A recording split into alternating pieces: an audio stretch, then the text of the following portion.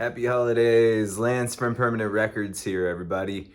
This time around, I'm going to do a video that's a little more informational generally than I've done so far on this channel. First and foremost, I'd like to say thank you to everybody who has tuned in and watched some of the videos that I've posted, watched any of the videos that I posted. I'm very new to this. I'm still getting comfortable just staring at myself on camera. I love talking to people about records, but just talking uh, about records with no response from anyone or any interaction or dialogue has been very difficult for me to get used to. I'm slowly but surely getting more and more comfortable staring into my own face on camera, but it's not my strong suit. But I love a good challenge, and this is challenging for me, and it's kind of fun, and it's been interesting to see how people have reacted to it. So thank you all for tuning in. I really appreciate it. I hope you'll continue to watch the videos that I post as I post them, and keep up with us generally at on Instagram at Permanent Records LA, and on our website at www.permanentrecordsla.com. But I'm not here to sell you anything tonight. I'm not here to even show off some of the cool records that we've gotten in recently. I'm here primarily to give, because today, the season is all about giving. So cheers to the season. My first gift to you is a piece of advice. If you've never tried this peanut butter milk stout by Belching Beaver, give it a shot. It's pretty tasty. It's unique. I've never had a stout that tasted this peanut buttery, but it's quite enjoyable, and I kind of got stoked on it this season, and I can't get enough. I'm not a huge drinker. I like to drink generally. I own a bar, so it's a part of what I do. But I'm also a big fan of moderation, and the adage, everything in moderation, including moderation. So every once in a while, I like to go super hard just to remind myself how nice it is to feel completely in control most of the time, and not feel sick from overdoing it. So anyway, the gift I have for you, if you want it, is advice. Drink this good beer. The stout is amazing. But that's not all the advice I have, obviously. I have been a record store owner and an entrepreneur for over 17 years now. I started Permanent Records back in 2006 in Chicago. I moved to LA in 2011 and expanded the operation here. Over the years, we had multiple locations in LA. We also had the store running concurrently in Chicago. And in 2019, I bought a live music venue in LA, and turned it into what is now known as the Permanent Records Roadhouse. Roadhouse is, as I said, a live music venue, an event space, a bar, and a record store all under one roof. It's a lot of fun. It's been an amazing adventure, and really lucrative part of the journey of Permanent Records. But it took me a long time to get to that point in my career.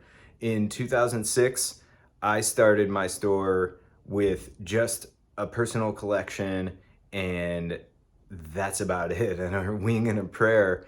And I learned a lot through trial by fire and trial and error. And I did things a lot of ways very differently than I would have done them had I known then what I know now, which is probably pretty obvious. That's usually the case. You get older and wiser, and as you learn things, you gain wisdom.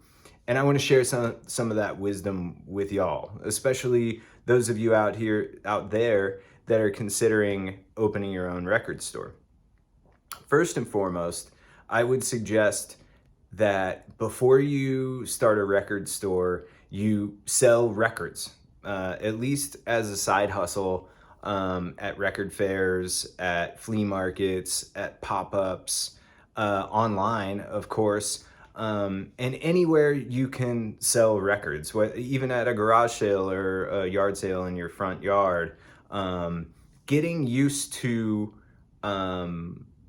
record retail outside of having a physical storefront that you have a massive monthly expense on, is it's difficult to do. And I've seen a lot of people try it and fail and get kind of bummed and burnt out on dealing with records in general. You could also rent a stall in a antique mall or something like that, as you gain more knowledge and comfortability before you get into renting a storefront from a landlord that's going to charge you X amount a month rent every single month. That's very difficult for most people to do with no experience. So, first piece of advice: sell records outside of a record store that you have to spend rent money on every single month, not to mention utilities and insurance and all the other expenses that come along with having your own storefront. All right, once you get to that point, piece of advice number 2, fill your store with as much good inventory as you possibly can and be diverse about it. So have all of the things that you think anybody in your neighborhood, in your part of the country, in your market, have anything that you think they might come in asking for. If people are constantly coming in asking for something you don't have, get those things, of course. Also, sorry, I'm still not quite sure where I should focus my eyes when I'm doing these videos, so forgive me if I'm kind of darting from over here to over there. I'll try to focus on the camera lens. That seems like a good place to be. So, yes, carry things that you think that your customers are going to want and that they can't get from your local competition. Also carry things that you can hand sell them. You can recommend to them based on your taste and based on what you're the most knowledgeable and excited about. That kind of thing goes a long way with people, because they may come in asking for one thing that has nothing to do with what you dig, but if you're playing the stuff that you like in the background and it catches their ear or somebody else's ear, you may have just made a sale incidentally just by playing good music and having good taste. Third piece of advice: keep things moving. The best quote, or maybe even piece of advice that I've ever heard, is when I heard Rich Haupt of Rockadelic Records. Of course, he's a legendary record dealer, collector, and Acid Archives contributor. Side note, get a copy of the Acid Archives, because that's the private press Bible. Familiarize yourself with the records in them, why people are interested in them, the best of the best versus the middling and kind of like uninteresting records in that world. It's not a huge part of what most record stores deal with, but it is an important part of what the whole thing is, record collecting is all about, right? Well, anyway, back to Rich Haupt. He said once, the most valuable thing in any given record store is the space. And having had multiple record stores over the course of the last 17 plus years, I know that just as well as anyone. I've bought other record stores out. I've sold my own record store in Chicago.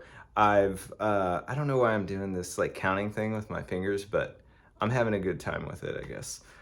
If I had a record to hold up here, maybe I wouldn't be so fidgety. But anyway, yeah, you'll run out of space really quickly. You're gonna be hopefully buying and buying and buying record collections day in and day out, and people will hopefully be bringing in boxes and boxes of records for you to buy on a daily basis if you're doing it right. But you need to make sure that your space doesn't get cluttered up to the point where you're not, your customers can't browse the inventory. You can't work well without constantly having to move boxes all over the place or stacks of records, etc. You want a clean and tidy, uncluttered, unfettered, browsable retail space. Doesn't have to be pristinely perfect like a mall chain store or something, but keep it so that like people can find things easily. They don't have to look through a bunch of garbage to find what they're looking for, and so that you can find the things that you want to be able to find for whatever reason, whether that's because you sold it on the internet or somebody's calling asking if you have it for sale, etc. Keep things moving, and the best way to do that is to constantly be combing through your inventory and marking things down that haven't sold in a while, or just bulk selling off quantity. And over the years, we've had people who have come through and bought bulk records from us. And those kinds of customers are some of my favorites, because even if you're only paying a quarter a record, if you'll take 15, 20, 100 boxes of records off my hands for a quarter a piece, you're my new best friend, because there's constantly records coming into our possession that we don't want. And the people that brought them to us also don't want them, so they leave them behind. So and getting them out of your possession, even if you have to give them away for free, is never a bad idea. And another way to keep things moving is to err on the side, at least until you become established, err on the side of pricing things lower than you can get it for on the internet, or as low.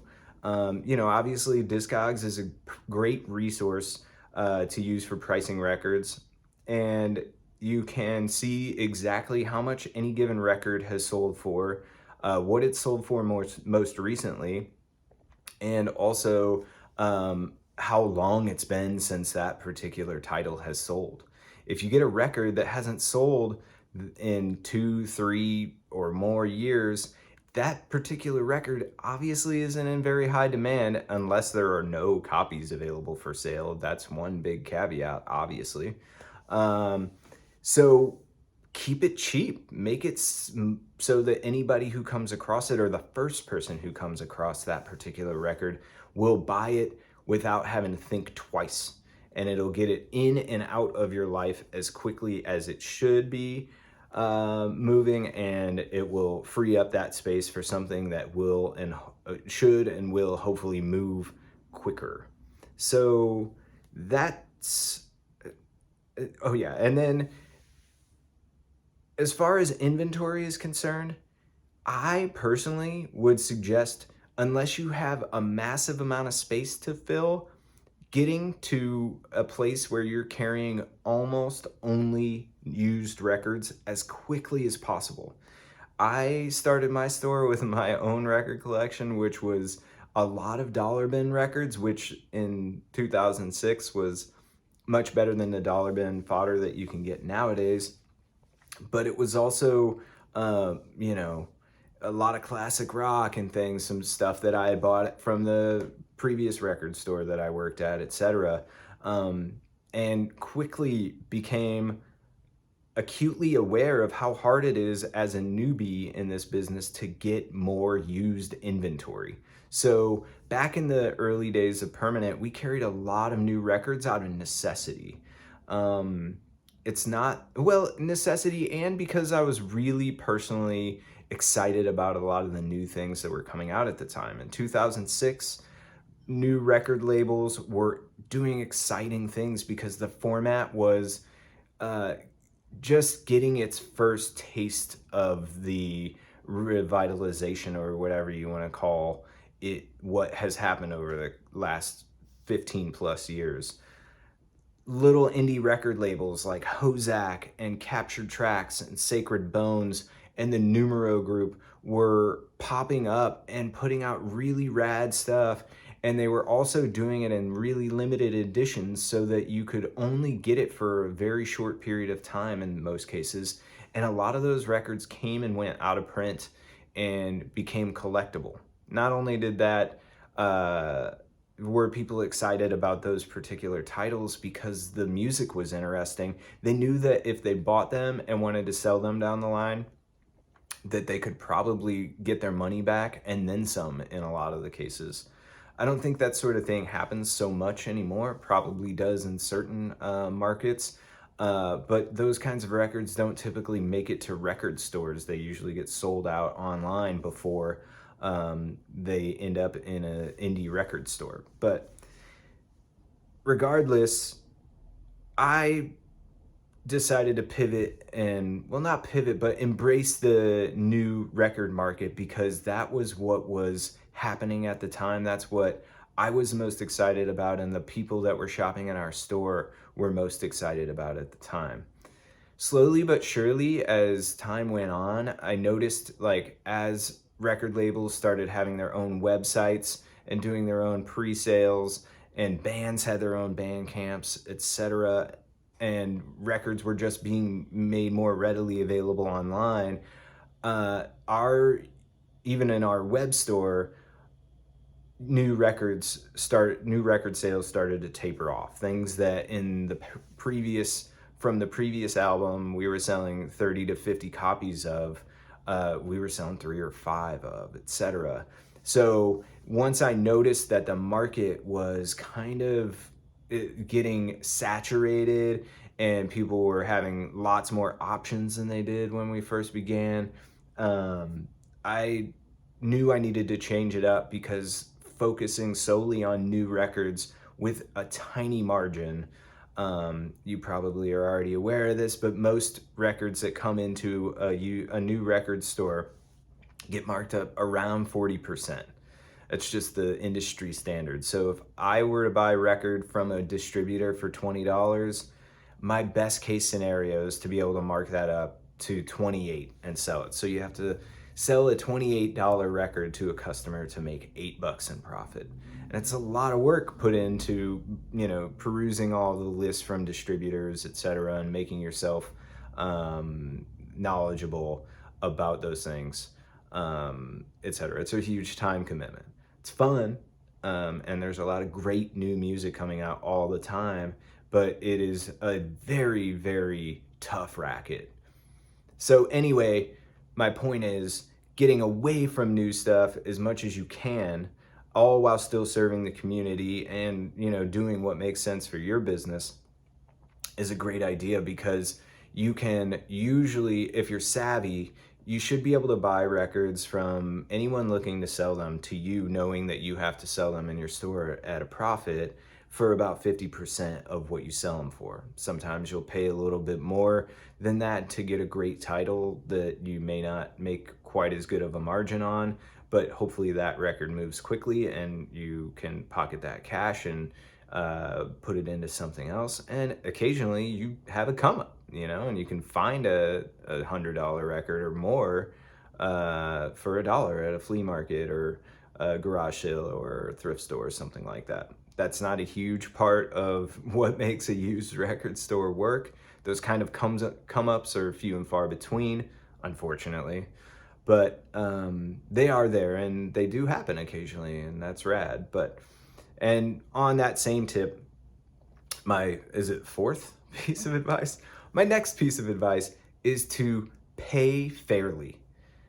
When people bring you records for sale, be straightforward and honest with them and offer them a fair price based on the fact that you have to sell them. So if somebody brings you a record that you pull up on Discogs and sells for $20, offer them somewhere around $10 for it because that's the right thing to do. If it's a $20 record but it hasn't sold for a really long time, maybe you don't want to offer that much, or maybe you pass on that record altogether to avoid having it take up space in your bins. But what you don't want to do, regardless of whether you think the person that's bringing you records knows what their records are worth or not, is start lowballing people because A, it's not the right thing to do. It's not gonna end up helping you in the long run, because word's gonna get around that you are underpaying for good records, and then no one's gonna bring anything for sale into your store. So it may sound obvious, but follow the golden rule. Treat people like you would want to be treated and give them a fair offer, especially when they're bringing you good records in good condition. And last but certainly not least, because this video has already gone on longer than I had anticipated it. Like I said, I love talking about records.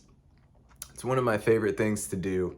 I wish I had more time to do it. I, do these videos in whatever spare time I have after I've gotten done everything that absolutely has to be done for the day, which is why I usually look extremely tired. I hope I don't look tired now, but I am, and I hope I'm faking it well. But I usually have already had a long day's worth of work when I record these videos. So forgive me if my energy level isn't quite where it should be when I do these things. But that said, my last piece of advice for this video, and I hope to do more videos like this in the future, and I would love your feedback on how I'm doing so far, if you're liking any certain type of video, or if you'd like me to switch it up and focus on something else. I'm happy to do that. I can show off the records in my personal collection. I could show off 45s, of course. I could teach you how to DJ, explain how that works. I DJ'd every Wednesday night at a bar here in LA for 6 years. I've done it all, basically, and I'm happy to share the knowledge and experience that I've had with you as I have time for. But the last piece of advice, just circling back, is to treat people like you want to be treated and give people great customer service. That's so important in all aspects of business. And record stores and some other kinds of retail establishments have gotten away with murder over the years as far as customer service is concerned. I have no idea how or why people have felt compelled to continually go into stores where they get treated poorly, but that has been the case. And it's like such a cliche that it's even like a huge component of movies about record stores, like High Fidelity, for instance. My advice to you, and the thing I think one of the most crucial elements of my success as a record store owner has been that it has always been priority number one to treat people how you would want to be treated. And I think most people want to be treated well, with respect, and as if they know what they're talking about when they go into record stores. One theory behind why certain record store clerks and even owners, which is just mind-blowing to me, treat their customers poorly is because of insecurity. Sometimes if the person behind the counter doesn't know about what you're handling or what you're bringing to the counter or what you're asking about, they might be dismissive or rude or whatever, because they want to seem like they know more than you know. That's really unfortunate, because my favorite part of being behind the counter at a record store is learning about new things I don't already know about and sharing information with customers that want to learn more. And unfortunately, record stores don't have the best reputation for this. So if you're gonna start a new one, please be one of the record stores. And there are plenty out there that give customers good customer service and treat them well. Just follow the golden rule. It's that simple. And I think that's it for now. I can go on and on about other more like, detailed minutia of, how to price records and where to go to get used records.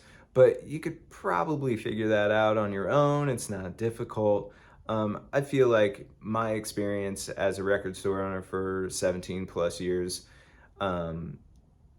has gotten me to a place where I can tell, I could give you better advice about general things than I can about more specific things, as far as like how to price records and things. Like, just use Discogs.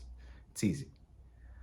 It's not perfect, but it'll get you most of the way there. And if you make a mistake and you underprice something, that's not the best case scenario, but as long as you profit from it and you get people telling other people that they got something from you for dirt cheap, that's just going to bring more people your way. And that's what you want, obviously, is to constantly be building your customer base, and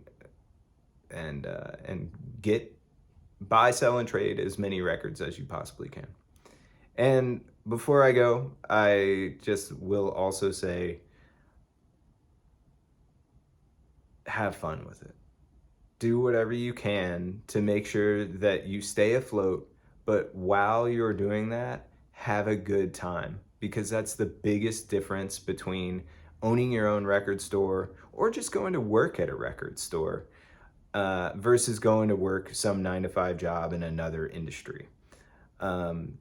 You can have a lot of fun doing this for a living. You just have to figure out what it is about this business that excites you and makes it fun for you, and embrace that. And that's different for everybody. So once you figure that out and you follow the rest of those steps, I think you'll be on the road to success. And I do wish you all the best. If you have any questions, feel free to post them down below. Like and subscribe, please. And stay tuned. There's more videos to come in 2024. Happy New Year. Happy holidays, y'all. Cheers.